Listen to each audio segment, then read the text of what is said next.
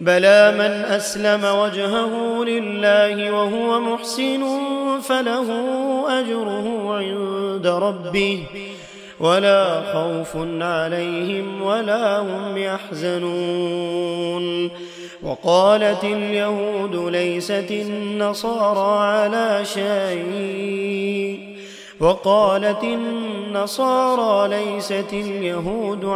شيء وهم يتلون الكتاب كذلك قال الذين لا يعلمون مثل قولهم فالله يحكم بينهم يوم القيامة فيما كانوا فيه يختلفون.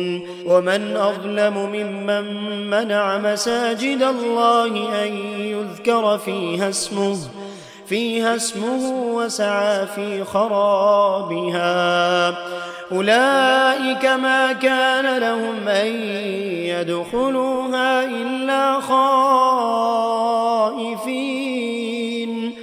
لهم في الدنيا خزي ولهم في الآخرة عذاب عظيم. ولله المشرق والمغرب فأينما تولوا فثم وجه الله إن الله واسع عليم.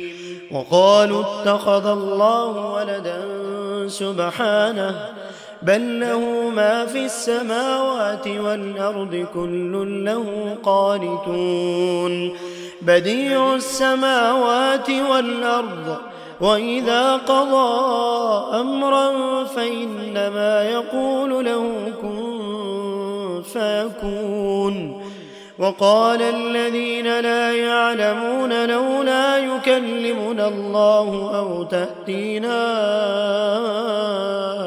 آية كذلك قال الذين من قبلهم مثل قولهم تشابهت قلوبهم قد بينا الآيات لقوم يوقنون.